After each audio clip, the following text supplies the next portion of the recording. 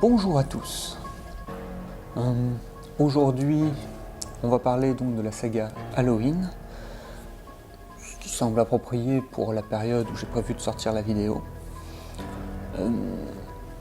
Halloween, c'est une saga qui est particulièrement connue de tout le monde, elle est un petit peu iconique du genre du slasher et de la fête dont elle s'inspire. Je trouve que c'est une saga qui est assez intéressante parce qu'elle a tenté beaucoup de trucs différents et que en termes d'évolution, c'est un phénomène qui a été vraiment bizarre.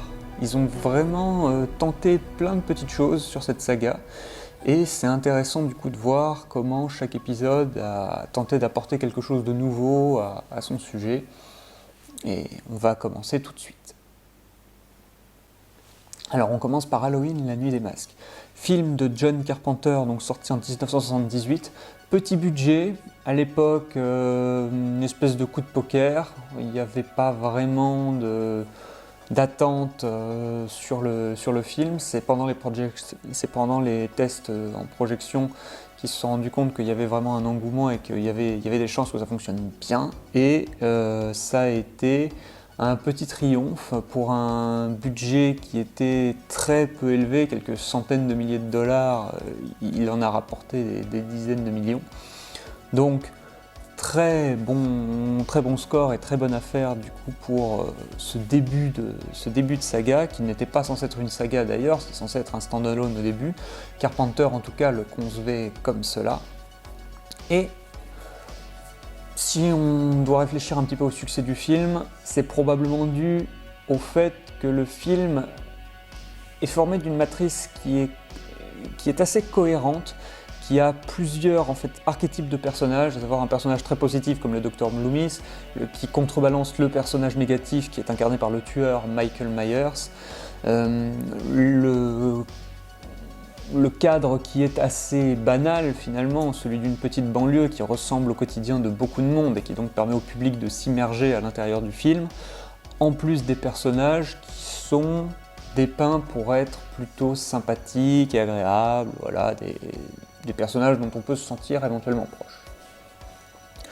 C'est ça qui fait que le film a assez bien marché et a offert quelque chose que les gens n'avaient pas trop l'habitude de voir, à une époque où les slashers n'existaient pas, en tout cas n'étaient pas encore reconnus en tant que tels. Il y avait déjà quelques petits films qui étaient un petit peu dans ce style, je pense par exemple à La Tour du Diable ou quelque chose comme ça. Mais c'était assez rare et les gens, voilà, il n'y avait pas eu de succès populaire qui célèbre du coup ce genre-là, en tout cas. Pour ma part, je suis pas extrêmement fan de ce premier Halloween. En fait, cet Halloween a tout. Il a créé la formule et beaucoup de ce qui est important dans la saga, la musique notamment par exemple, c'est déjà dans ce film. C'est ce qui fait que le film marche bien et continue de bien marcher. J'ai tendance pour ma part à préférer certaines de ses suites et d'autres opus de la saga, mais ça reste un opus qui est tout à fait efficace, qui est un petit peu à garder dans le haut du panier, tout comme sa suite, donc Halloween 2.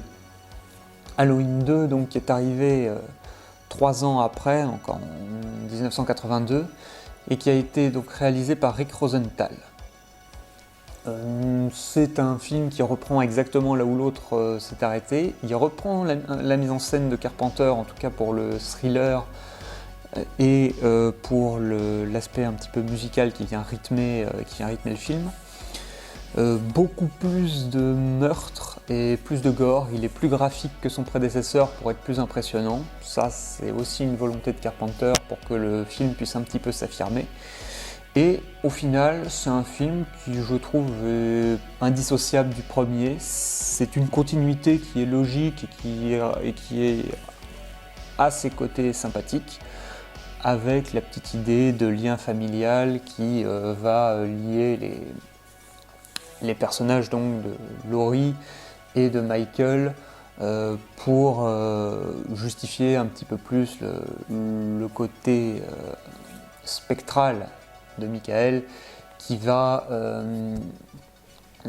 continue donc de hanter Laurie et de la suivre, comme la forme qu'il incarne du coup, The Shape du coup, le petit surnom que John Carpenter a donné du coup à Michael Myers, il l'appelle constamment comme ça pour lui donner cette espèce d'aura mystérieuse et fantastique, car le personnage montrant petit à petit qu'il ne peut pas mourir et qu'il revient sans arrêt, il y a cette idée d'un mal d'une certaine façon immortel qui continue de revenir à la charge constamment jusqu'à ce qu'on réussisse à trouver comment le vaincre.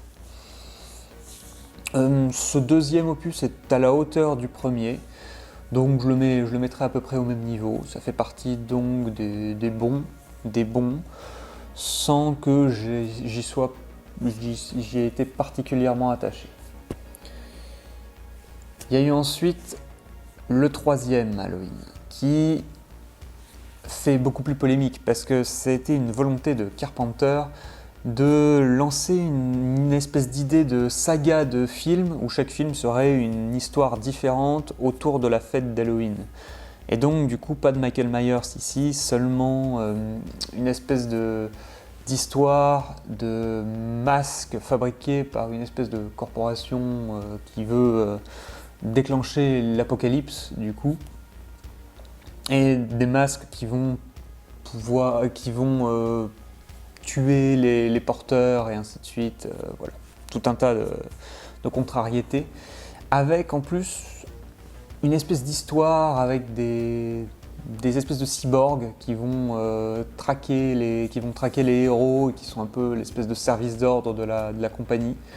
Il y a un petit côté The Thing qui passe avec eux, le film joue peu à peu sur la surprise de voir qu'il y a des robots qu'on n'avait pas forcément vus au premier coup d'œil. Ça a été vécu comme une trahison par le public. Personnellement, j'aime moyennement ce film, que je trouve assez mou, vraiment très très mou. J'ai un problème avec le cinéma de Carpenter parce que je trouve que c'est généralement des films qui sont assez mous.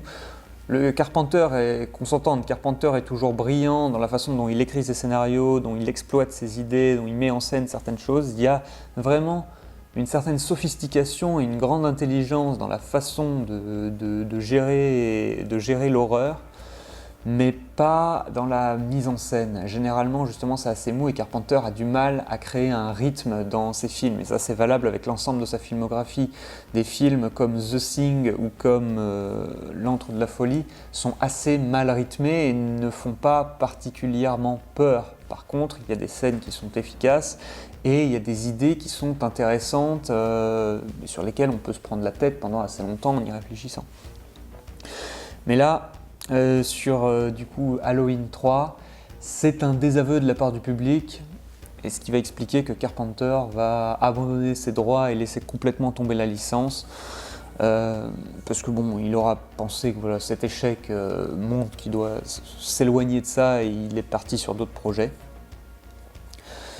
Et suite à ça, c'est donc les producteurs, donc Moustapha Akkad, qui récupère donc les droits de la franchise et qui décide de relancer Halloween avec Michael Myers. Donc on part à ce moment-là sur Halloween 4, qui marque le retour donc du tueur masqué dans Haddonfield. Ici, comme Jamie Lee Curtis ne voulait pas revenir dans son rôle, les producteurs décident de se focaliser sur une nouvelle victime. Et ici, ce sera donc Danielle Harris, alors toute petite, qui va incarner Jamie, une nièce, une autre membre de la famille de Laurie, que Michael va donc aller hanter. Alors, Halloween 4, pour moi, c'est un des meilleurs de la saga, je trouve. Il n'est pas aussi bien conçu que le premier de Carpenter dans sa façon de gérer le suspense, de constamment essayer d'introduire une tension, et ce, dès le moment où Michael est dehors. Il n'y a pas énormément de tension durant la première heure du film ici. Je dirais plus que c'est une première heure où il pose le décor et où il nous montre bien Haddonfield, il nous montre Jamie, il nous montre la famille de Jamie et les personnages, les interactions qu'elle a avec ses proches. Avec Michael Myers qui progresse de son côté pendant ce temps, jusque à la rencontre finale qui débouche sur une demi-heure qui est assez rythmée, avec une poursuite qui va durer, un huis clos dans la maison, ainsi de suite. Ça devient un thriller un peu plus dynamique sur sa fin. Et ce qui est intéressant, c'est qu'il y a beaucoup de choses qui sont quand même assez réussies dans ce film. Les personnages sont réussis, les nouveaux personnages sont intéressants et on s'y attache. Je trouve d'autant plus que comme Jamie est enfant, elle est plus vulnérable aussi et ça rajoute un petit enjeu en termes de survie, on va dire. La survie va être un peu plus difficile pour une enfant face à un tueur masqué aussi compétent et dangereux que Michael Myers.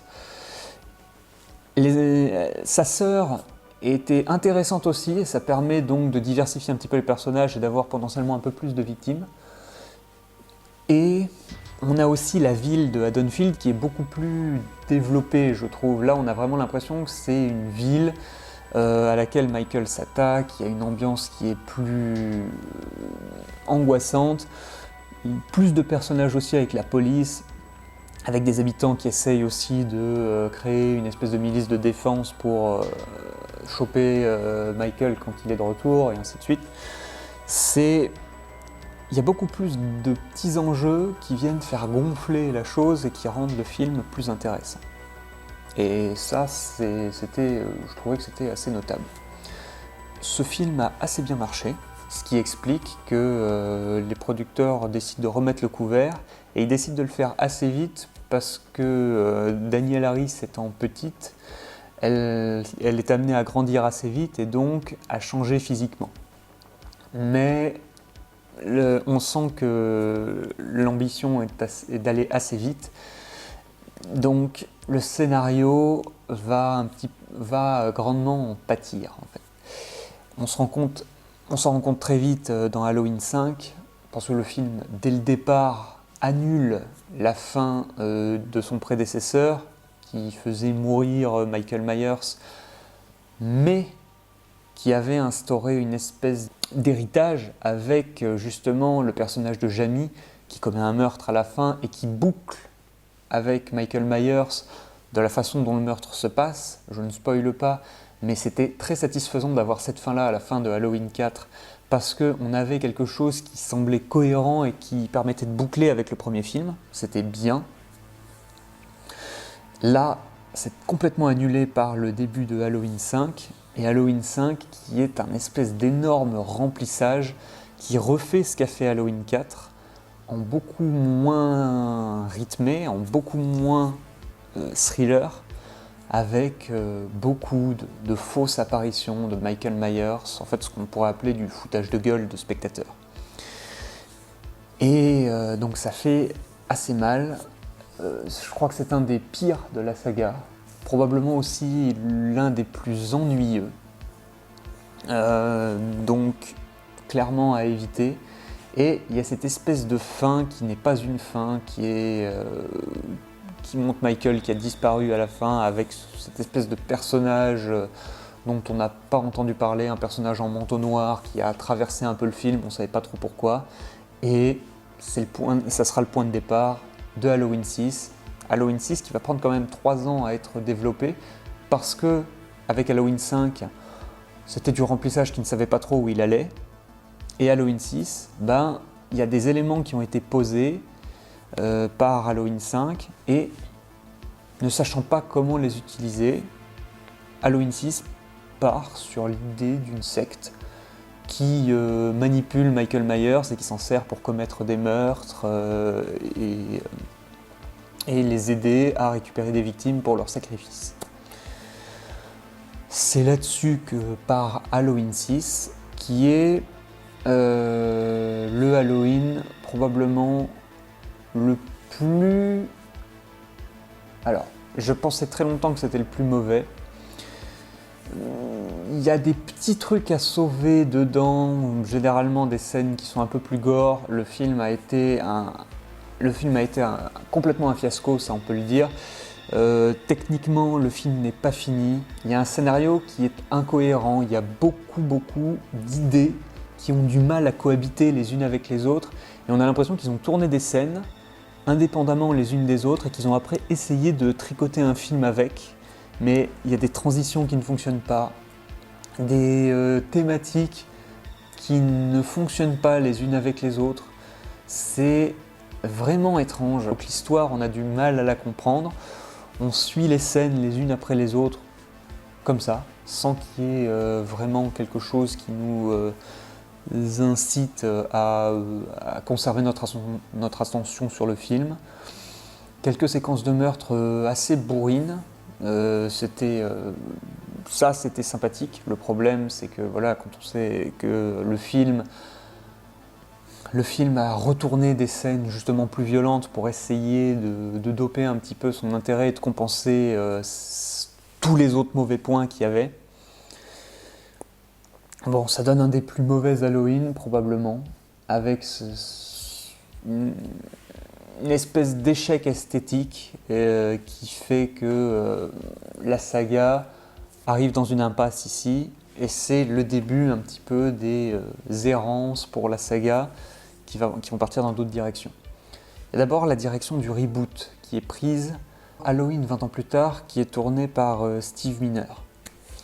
Alors Halloween 20 ans plus tard, c'est un slasher qui est tourné dans les années 90, on est en 97 quand le film sort, et donc du coup, le modèle de cette époque-là, c'est plutôt Scream, et ça se sent dans la mise en scène qui essaye d'être très dynamique, qui a un côté assez agréable, pop culture, qui prend vraiment soin de son public, qui met en place des personnages qui sont plutôt attachants, et d'ailleurs heureusement qu'ils sont attachants parce que le film est assez mal bâti. Il y a une petite introduction d'une dizaine de minutes qui pose un petit peu l'ambiance, qui met un petit peu de suspense et qui était sympathique. Alors que la partie suivante, les 30-40 minutes qu'il y a au milieu, c'est la présentation des personnages, ça prend son temps, il n'y a pas beaucoup de Michael Myers, pas beaucoup de meurtres, etc.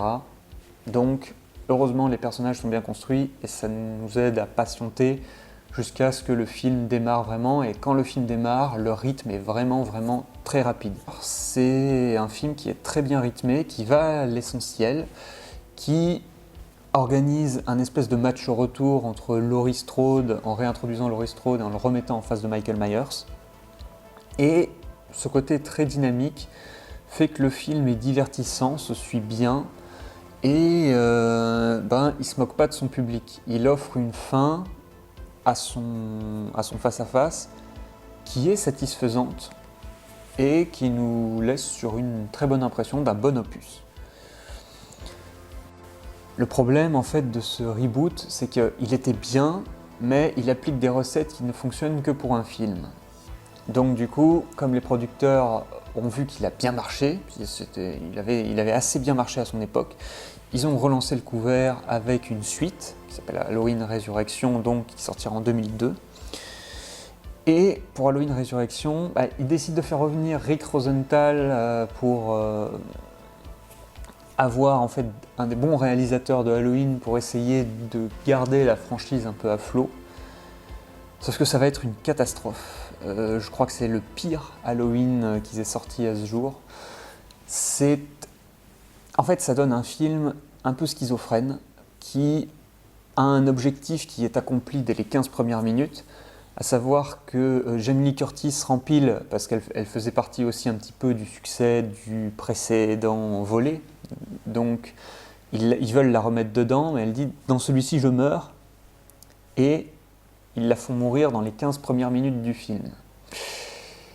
Alors, outre le fait que cette espèce de match retour, on l'avait déjà eu dans le 7, et qu'ils annulent la fin du 7 pour nous donner ça, d'ailleurs ils l'annulent de la pire des façons en prenant le spectateur pour un con, c'était assez insultant de se voir gratifier un début de film comme ça. Et une fois que ce face-à-face-là est réglé, il n'y a plus rien en fait. Il n'y a absolument plus rien. Michael Myers n'a plus aucune raison d'être là et d'exister, puisque Laurie n'est plus là aussi. Il n'y a non plus Loomis depuis très longtemps. Donc la saga ne sait plus du tout alors où elle doit aller. Michael Myers revient hanter sa baraque, et il y a des types qui débarquent, qui se disent que ce serait bien de faire une espèce de télé-réalité par internet dans la maison de Michael Myers. Je crois que comme il y avait une espèce de modèle de Scream justement dans le film précédent, ils ont voulu pousser ça encore plus loin et faire encore plus de méta dans cet Halloween-là, sauf que c'est complètement raté. Ça ridiculise constamment Michael Myers et ça ridiculise même le concept un petit peu de la saga Halloween. Ça ne s'y prête pas bien. La saga Halloween a besoin d'être sérieuse pour qu'on s'immerge dedans et qu'on s'intéresse à la survie des personnages. Le but, c'est pas d'être une espèce de parodie d'un genre, c'est justement d'être un représentant du genre. Et donc, ça fonctionne très très mal dans cet opus-là, qui en plus est moche esthétiquement. C'est pas possible d'avoir un film aussi moche, avec des séquences abominables comme un type déguisé en Michael Myers se retrouve en face de Michael Myers, commence à l'engueuler et Michael ne réagit pas, il se laisse engueuler, enfin, c'est insupportable. Il y a aussi un combat à coups de karaté contre Michael Myers, enfin bon. À éviter. Après Halloween Résurrection, on tombe dans une nouvelle impasse donc, et donc là il y a un passage demain au niveau des producteurs, ça passe au fils Akkad, et lui, comme on est dans la décennie des années 2000 et que c'est la mode des remakes, il décide de lancer un remake, et ça se fait en collaboration avec Rob Zombie qui s'occupe d'à peu près tous les aspects, tous les gros aspects artistiques du film. Et ce remake donc du premier Halloween par Rob Zombie, je pense que c'est un des meilleurs films de Rob Zombie. Ça se réapproprie en fait tout ce qui fait la saga Halloween, en fait tous les symboles, toute l'iconographie, toutes les thématiques en fait de Halloween. En fait, tous les archétypes de Halloween sont là, mais ils sont réinterprétés par Rob Zombie qui prend le contre-pied complet du concept de John Carpenter. John Carpenter qui voulait faire donc de Michael Myers un espèce d'être fantastique, surnaturel, un mal qui ne serait pas humain et qui ne cesserait de revenir parmi nous.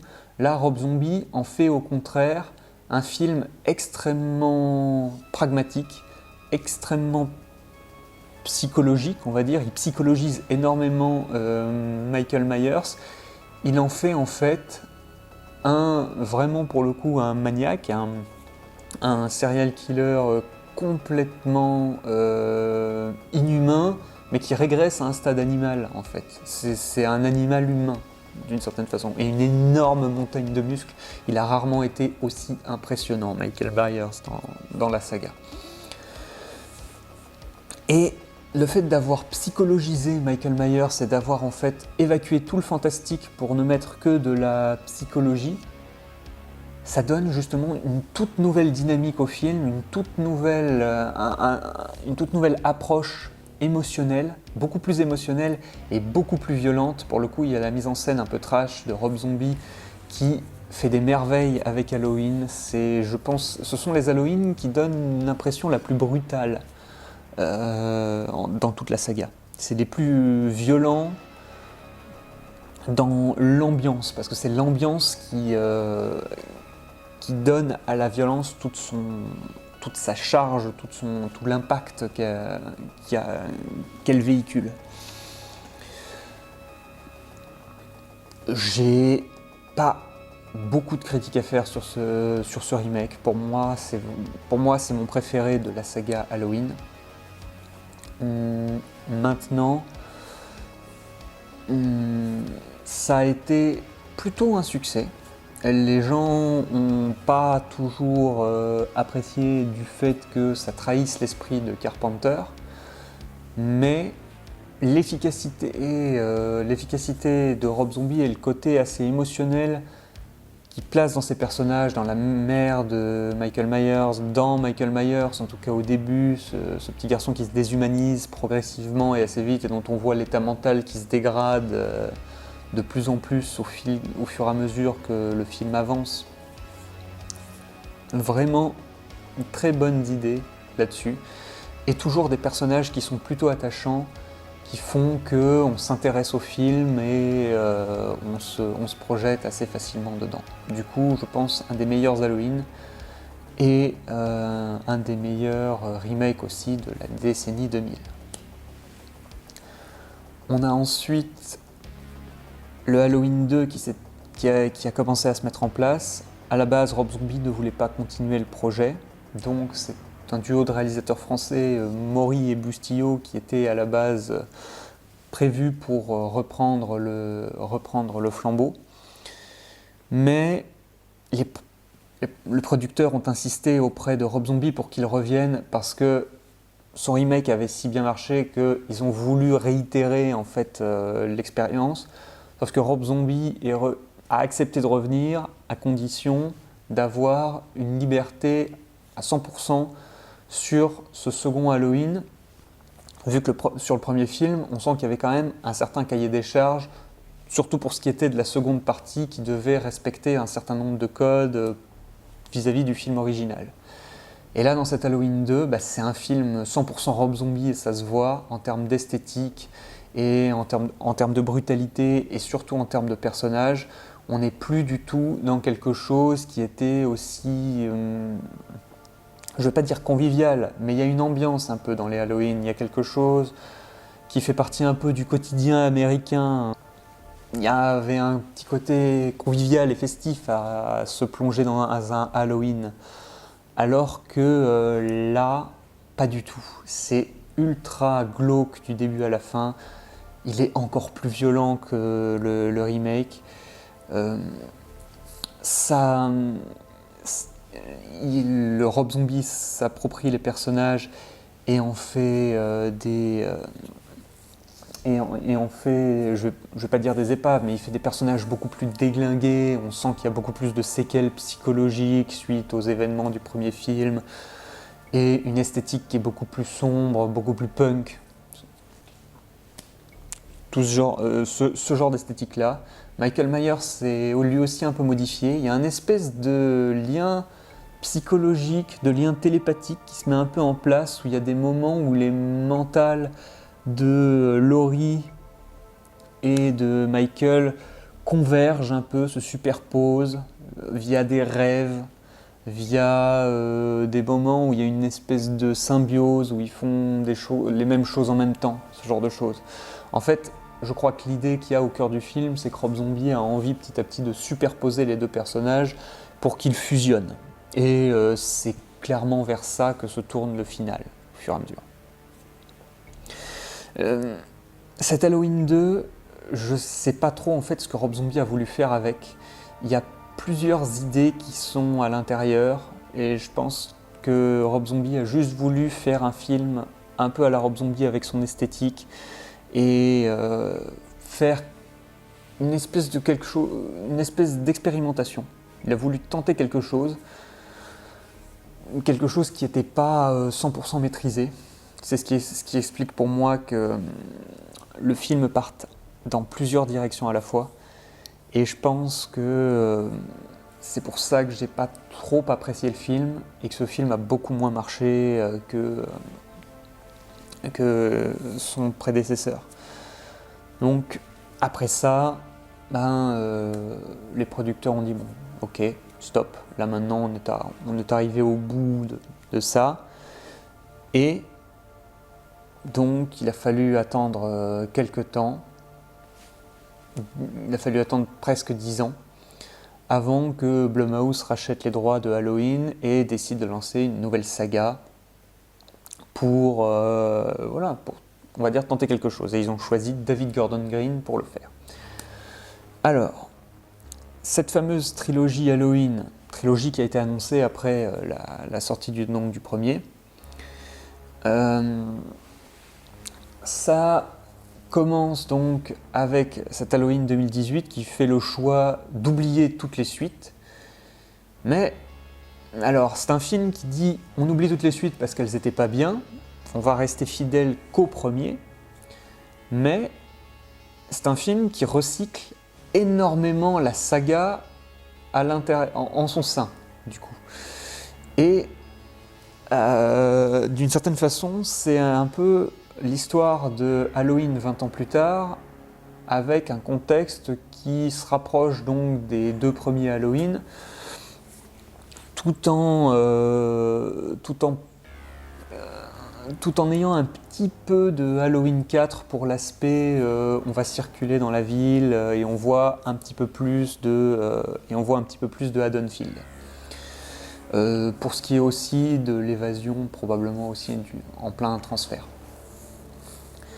Alors, Halloween 2018, je pense que c'est un film qui esthétiquement se rapproche beaucoup des premiers Halloween, donc de la saga, et qui est agréable à voir pour le côté ambiance qu'il met un petit peu en place.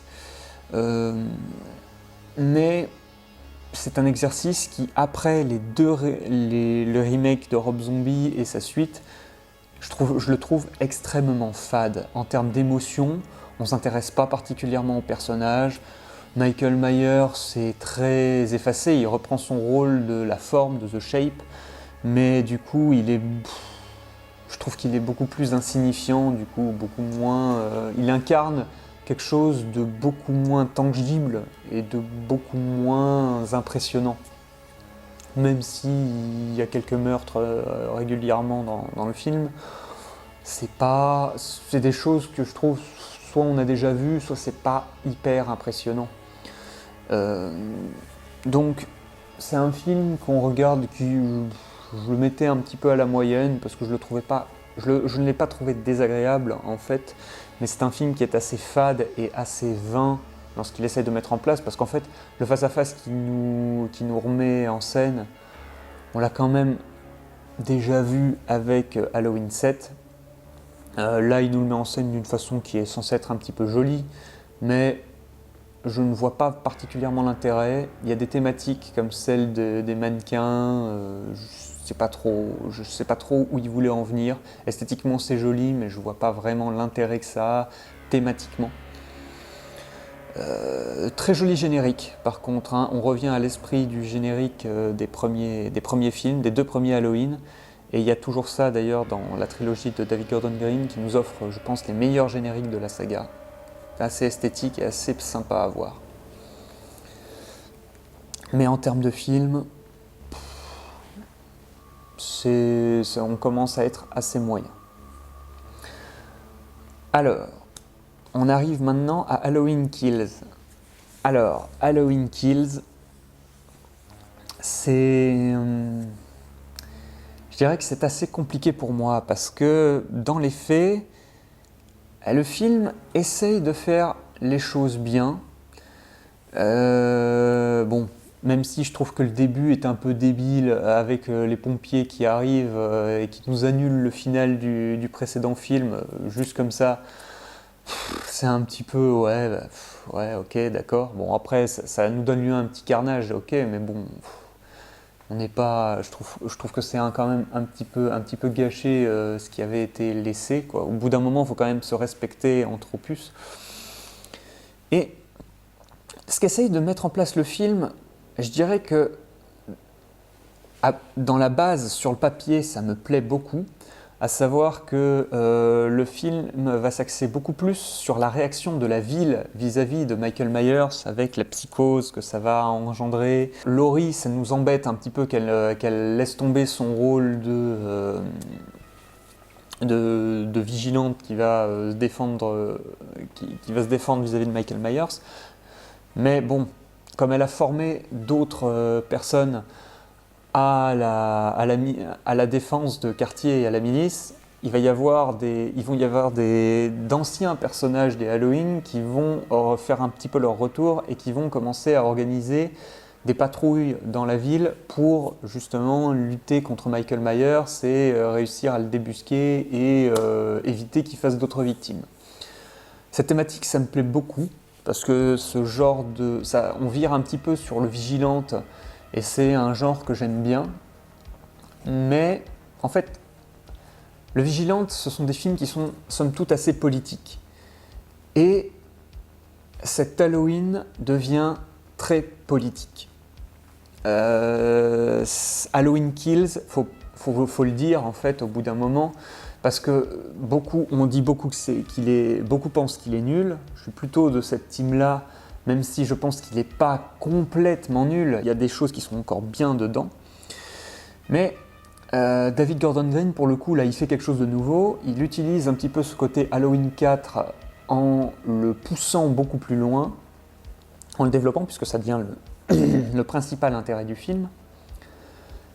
Maintenant, en faisant ça, il rajoute toute une dimension où il critique autant la population d'Haddonfield que Michael Myers. En fait, Michael Myers est un tueur sanguinaire psychopathe qui fait des dizaines et des dizaines de morts, mais la foule en fait également. C'est une foule qui est hystérique, c'est une foule qui est dangereuse, c'est une foule qui va tuer aveuglément quelqu'un qu'elle considère comme un bouc émissaire. C'est une foule qui, forcément, ils utilisent des armes, mais ils ne savent pas s'en servir, ils font n'importe quoi avec. Donc ils se font buter ou ils blessent ou ils butent d'autres personnes. Voilà. C'est ça, en fait. C'est ça qu'on nous montre.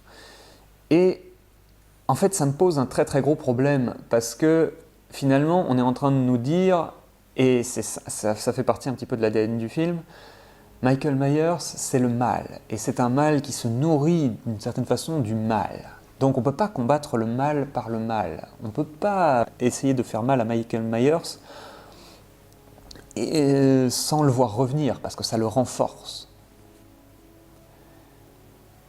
Mais du coup, dans cet Halloween Kills, alors que le prédécesseur Halloween 2018 était un film qui se voulait quand même assez réaliste.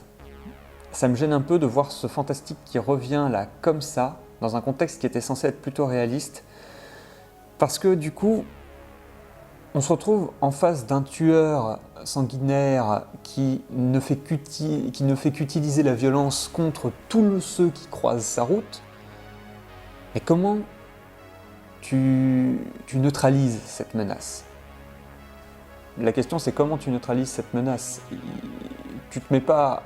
T'essayes pas de le faire asseoir en thérapie. Ils ont essayé pendant 18 ans de le faire asseoir en thérapie. Ils le forçaient à enlever son masque, il n'avait pas de masque, et ça n'a pas fonctionné dans le premier. Donc, qu'est-ce que tu veux faire à part juste le neutraliser suffisamment longtemps pour réussir à le bloquer et l'empêcher de nuire ? Tu ne peux pas. Et donc, du coup, cette espèce de procès qui est fait à toute la ville d'Haddonfield, qui étaient les gens à la base auxquels on était censé un peu s'identifier, quoi. Je ne m'identifie toujours pas aux personnages principaux, moi, je ne trouve pas ça très très intéressant. Et le nouveau personnage de Laurie Strode, il était bien dans Halloween, il était bien dans le Halloween précédent, mais là il est très en second plan. Donc, moi, je voulais un petit peu m'intéresser aux personnages de la ville, mais ils sont sans arrêt critiqués. Mais il faut juste pas s'y prendre comme des manches. La sécurité, quand la police a prouvé qu'elle n'était incapable d'arrêter Michael Myers et que rien n'est capable d'arrêter Michael Myers, il faut quand même que la population essaye un minimum de se défendre, puisqu'ils sont attaqués quand même régulièrement par quelqu'un qui veut les buter. Et donc du coup, cette espèce de contre-pied qui est pris dans cette Halloween, je trouve l'idée débile. Pour un Halloween, en fait, ça s'accorde assez mal avec une saga qui a constamment exploité la violence et qui l'a constamment mise en scène. Donc dénoncer un petit peu le côté violence et mal par le mal tout en l'exploitant, ça me semble toujours un petit peu bizarre et un peu étrange. Et pour un résultat que voilà, je trouve pas particulièrement intéressant. Il est nouveau dans la saga, ça au moins on peut pas lui enlever ça. Il a apporté quelque chose de nouveau et David Gordon Green s'approprie enfin un peu son sujet. mais il y a un petit côté dénonciation du populisme, des gilets jaunes, de ce genre de mouvement social qui vire à l'émeute, etc. Et voilà, disons que c'est un peu compliqué de mettre les pieds dans le plat dans la politique, et de le faire avec Halloween, je trouve que c'est un peu dangereux et un peu compliqué, parce que ça donne un opus qui du coup est très très clivant. Et du coup, moi j'ai pas particulièrement apprécié cet opus. Je trouve que c'est un des mauvais Halloween, même s'il n'est pas mauvais comme l'était un Halloween 5 ou un Halloween 6. Et ce serait plus je dirais un Halloween 3. Un Halloween qui flirte presque le hors-sujet, même s'il réutilise beaucoup d'éléments de la saga là aussi. Et enfin, on arrive à Halloween Ends. Halloween Ends, qui est une piètre conclusion à la saga, qui commence avec en fait un espèce de petit flashback qui va nous implanter le personnage principal, le personnage de Corey Cunningham, qui, au cours d'un babysitting, se retrouve face à une situation qui vire à un accident tellement absurde et en même temps tellement horrible que on a immédiatement un grand éclat de rire quand on est en face de ça. Personnellement, j'arrivais pas à prendre ça au sérieux, tellement en fait la mise en scène de l'accident est débile et a des conséquences tellement tragiques. Ouais, je veux dire, ça ressemble à une mauvaise blague. Halloween Ends commence comme ça, et en fait, le concept d'Halloween Ends, c'est de remplacer Michael Myers. L'idée, c'est de remplacer Michael Myers, que quelqu'un s'approprie en fait le masque et l'identité de Michael Myers pour commettre ses propres petites vengeances et ainsi de suite. Il voulait nous faire en fait une Jason 5 d'une certaine façon. Ça partait pas très très bien. Et cet opus est beaucoup plus lent. On se focalise beaucoup sur des personnages qui ne sont pas très intéressants, parce qu'en fait, le personnage de Corey Cunningham, pour qu'on s'intéresse à la vengeance d'un personnage, il faut qu'on s'y attache à ce personnage. Et il n'est pas très attachant, il n'a pas de charisme. En fait, c'est juste une victime qui passe son temps à se faire bully par tout le monde. Il s'en prend plein la gueule constamment, gratuitement. Je comprends pas pourquoi, il n'y a rien qui motive vraiment le fait qu'il se fasse constamment harceler. Mais bon, tout le monde est au courant de l'accident et voilà, mais c'est tout. Et gratuitement, on s'en prend sans arrêt à lui, et du coup, il se met, une fois qu'il a cette espèce de rencontre avec Michael Myers, rencontre donc avec le personnage qui est très affaibli. Ça, c'est pour justifier le fait qu'il ne va pas réussir à le tuer d'une certaine façon. Il y a cette espèce de tentative où il montre que Corey, petit à petit, qui laisse de plus en plus libre cours à ses pulsions de violence, va tenter donc de s'approprier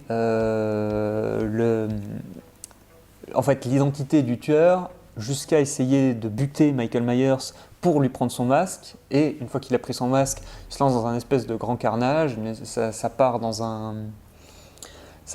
on va dire, dans une espèce de course au carnage, avec ce final où Michael Myers revient pour le tuer, reprendre son masque et affronter Laurie une dernière fois.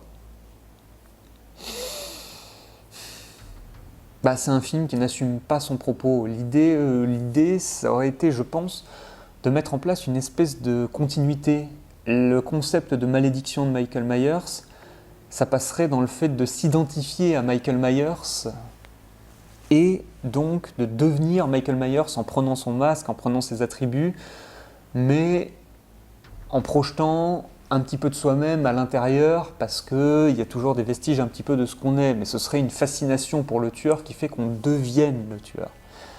Et cette idée-là, elle aurait pu être très bien, et ça aurait été génial à ce moment-là de faire ça, mais avec plusieurs personnages, de voir plusieurs personnages qui veulent devenir Michael Myers, et d'avoir à la fin presque plusieurs Michael Myers battent et qui veulent se tuer les uns les autres pour pouvoir prendre la place et être le seul Michael Myers, ça aurait pu être génial. Mais ce n'est pas ce que le film a fait. Il a choisi de faire quelque chose qui était censé être plus psychologique et plus émotionnel, sauf que c'est juste plus long, plus mou et plus ennuyeux.